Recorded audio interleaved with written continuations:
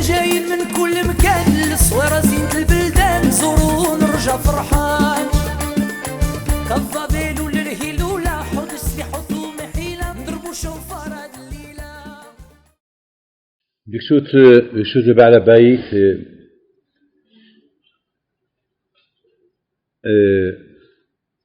l'amour de Eretz Israël. Au Hachem, ici, à table, on est quelques personnes qu'on est tous venus s'installer en Israël.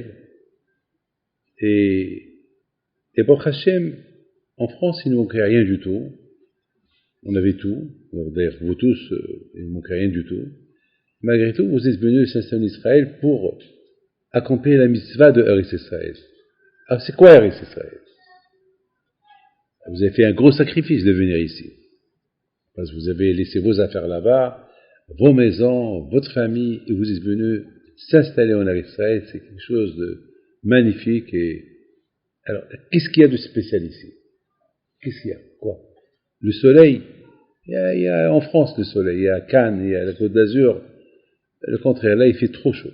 Là-bas, il y a des moments qui ne fait pas chaud. Alors, qu'est-ce que vous êtes venus chercher ici? Alors, la réponse à cette question, moi-même, ça m'a pris du temps pour prendre la décision. Moi, je voulais venir depuis longtemps. C'est ma femme qui, ça lui a pris le temps pour venir. Bon, Hachem, je suis heureux, je suis content. Mais déjà, moi, je me rappelle la paracha de Veit Hanan. Je me rappelle, tout le temps, je me rappelle cette paracha, toujours, elle tombe toujours vers Tisha B'Av, avant Tisha B'Av, après Tisha B'Av. Et c'est quoi la paracha de Veit Hanan?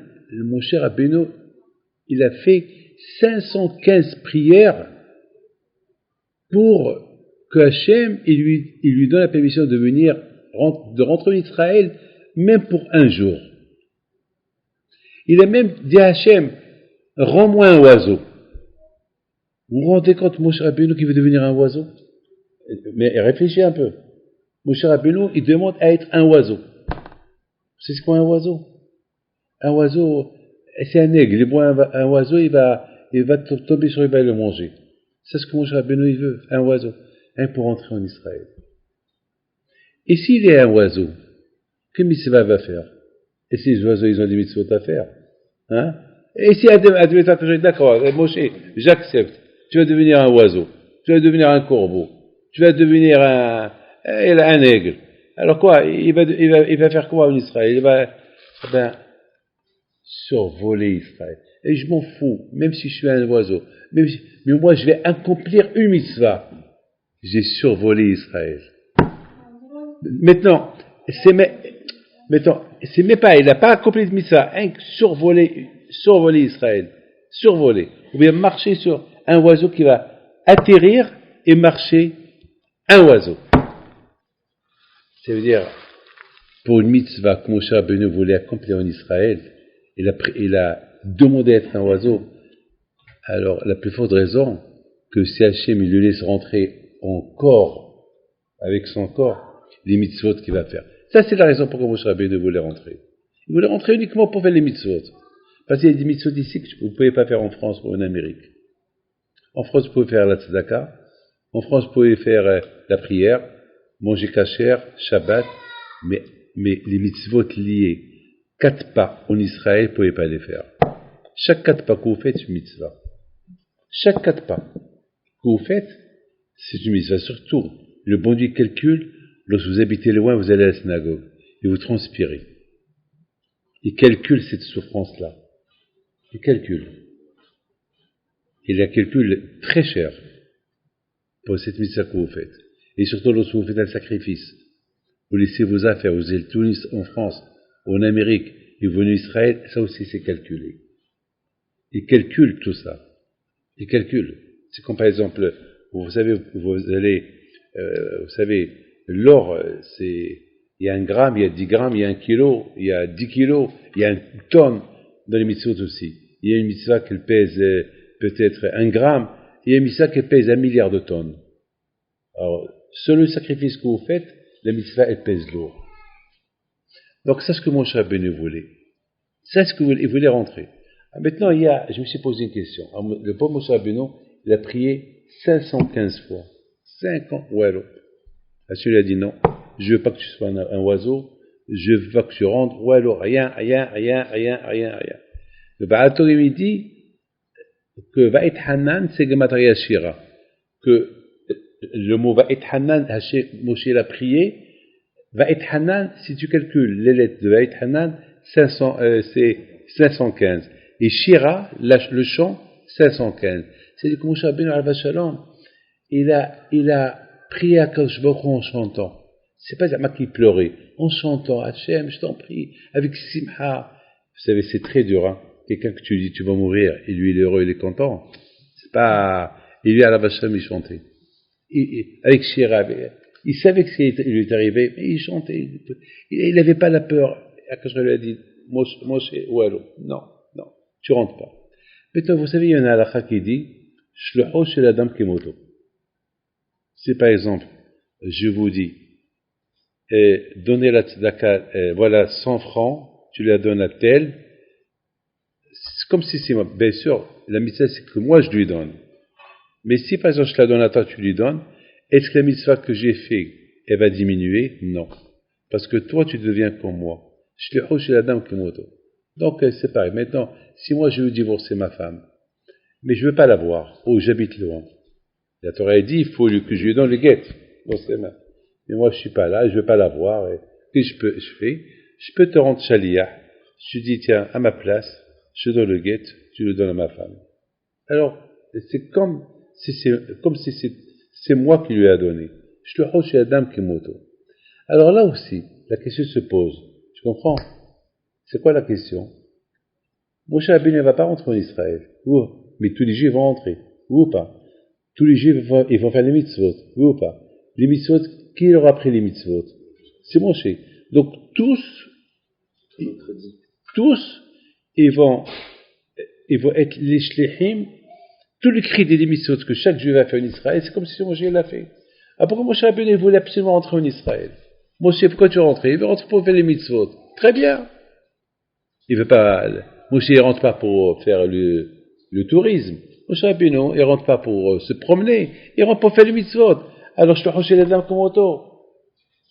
Le fait que je t'envoie faire, le fait que toi tu rentres en Israël, et toutes les mitzvot que tu vas faire en Israël, c'est moi qui te les ai enseignées. Donc, comme si c'est moi qui est rentré. Donc, pourquoi Moshe, il voulait rentrer? Je te rachète la dame comme auto. Moshe, pourquoi tu te casses la tête? Tu vas mourir dans le désert. Toi, tu rentres en Israël pour faire les mitzvot. Eux, ils vont les faire à ta place. Oui, le problème. Non seulement ça, vous savez que chaque mitzvah que tu fais maintenant, il y a un peu de crédit à Moshe. Jusqu'à maintenant. Chaque lettre de Torah que tu lis, moi, vous imaginez des milliers d'années, chaque chose qu'on fait, Moshe a un crédit. Parce que c'est lui qui nous l'a enseigné. Moshe qui baisse comme ça. Torah Tziva lanu Moshe, Mouracha Kelat Yaakov. Donc, toujours Moshe Rabbeinu. Maintenant, moi, par exemple, tous mes élèves à moi, chaque fois qu'eux, ils font une mitzvah, j'ai quelque chose pour moi aussi. Pourquoi? Parce que le fait que c'est moi qui leur ai enseigné, donc, j'ai un petit crédit. Donc, c'est comme ça, ça marche. Mais, celui qui reçoit le plus, mais il y a un qui reçoit plus que Moshe Rabbeinu. Qui? Abraham, Isaac, Yaakov. Parce que moi aussi, il vient d'eux. Alors, eux, oh là là. Mais chacun selon l'investissement. Au Botaï, Moshe Rabbeinu voulait rentrer, vous savez pourquoi? Parce que Moshe Rabbeinu, il voulait leur apprendre la Torah. C'est pas pareil. Quelqu'un qui fait la mitzvah, comme qu'on voit un tzaddik comment il fait la mitzvah. Moshe Rabbeinu voulait être l'exemplaire. Il a dit Moshe à Hachem, je sais que eux, ils me représentent. Je sais que je te hoché Adam Kemoto. Que si moi je rentre pas, eux ils vont rentrer comme si moi je suis rentré. Mais c'est pas pareil, parce que moi je vais leur apprendre comment la faire. Eléa Devarim. Voici. Il y a une différence. Quelqu'un tu entends par exemple quelqu'un parler, ou bien tu le vois, il te parle. Il y a ce qu'on appelle live. Il te voit. Il y a une différence. Tu écoutes la radio, les informations, où tu vois le monsieur qui te dit l'information avec sa bouche. Ça capte plus. Ça, c'est ce que Moshe Rabbeinu voulait. Mais justement, Akadosh Baruch Hu, il n'a pas voulu. Il n'a pas voulu que Moshe Rabbeinu, il rentre. Pourquoi? Quelle est la raison? Pourquoi Hachem, il s'est entêté? Vous savez pourquoi? Si Moshe Rabbeinu, il aurait appris au Israël comment faire les mitzvot en Israël, il n'y aura pas ce qu'on appelle le Hamal. Ils vont faire la mitzvah identique comme Moshe Rabbeinu. Ça veut dire que Hachem, ce qu'il désire de nous, c'est que nous, on se force, nous, on fait un peu de nous. Il y a une différence lorsque, vous savez, lorsque tout est là, ou bien lorsque le Baal Habayit, vous voyez le Baal Habayit, lorsqu'il se lève pour, imaginez-vous que le Baal Habayit, par exemple, il manque quelque chose ici, il te dit, bon, va la chercher. Ou bien c'est lui qui se lève pour la chercher. Il y a une différence. Eh bien justement, Moshe Rabbeinu sait ce qu'il voulait faire. Mais Akadosh Baruch Hu a dit à Moshe Rabbeinu non. Akadosh Baruch Hu a dit à Moshe, laissez eux rentrer en Israël. Eux, ils vont se forcer, ils vont apprendre c'est quoi leur amal. Parce que c'est trop facile. Ça fait 40 ans que tu as vécu ici. Ça fait que 40 ans que tu as... Ils savent tout. Maintenant, laisse-les être autonomes. Un enfant, Yoel, aussi t'es petit, c'était moi qui lui donnais à manger. Vous imaginez, c'est moi qui lui donnais à manger, à boire maintenant. Et il est autonome. Ça y est, il est grand. Je ne vais pas être derrière lui. Ça y est. C'est comme ça, Rabotai. Hachem dit à Moshe Rabbeinu, Moshe, l'heure est venue que le Israël soit autonome. Ça y est, si toi tu veux. Parce que Moshe Rabbeinu dit, elle est à Devarim. Comme ça il faut faire, comme ça il faut faire. Parce que quand je regardais Moshe Rabbeinu, ça y est, tu leur as dit. Maintenant, à eux de méthode d'aller faire tout seul. C'est pas la peine de rentrer avec eux en Israël sinon, ça, il faut qu'ils savent. Et malheureusement, j'ai une preuve. La Gemara a dit, et je termine. La Gemara a dit, si Moshe Rabbeinu Israël rentre en Israël, jamais Beit HaMikdash n'aurait été détruit. La Gemara a dit, si Moshe Rabbeinu Israël rentre en Israël, jamais, ça y est, Mashiach serait venu. Mashiach serait venu. Mashiach serait venu. D'accord, Mashiach serait venu, mais les Juifs, ils n'ont pas, et Mashiach va venir son travail. C'est que les Juifs, ils n'ont pas été autonomes. Ça y est, ils vont, c'est comme, imaginez-vous un enfant, pourquoi un enfant, il apprécie ses parents? Pourquoi?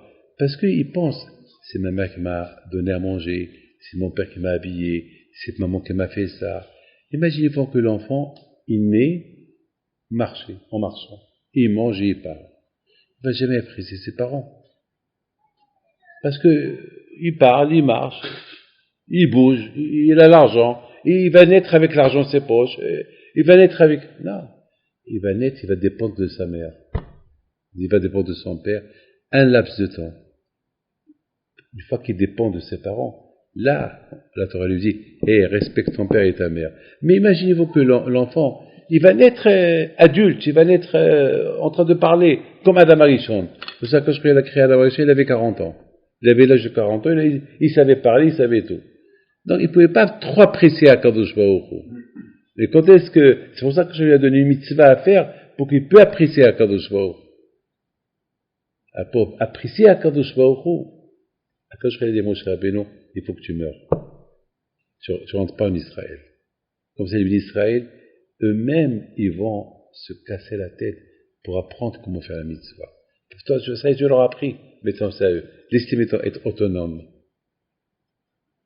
Et malheureusement, les d'Israël, ils n'ont pas réussi à être autonomes. Ils ont causé la destruction de Beit HaMikdash. Alors nous, on l'a construit. Comment on l'a construit? En venant s'installer ici. En venant faire les mitzvot qui sont liés à Israël. Et avec ça, on construit Israël. C'est Hachem qu'on verra Mashiach Tzidkenu, Rabbi Ameno, Amen, Keratzon.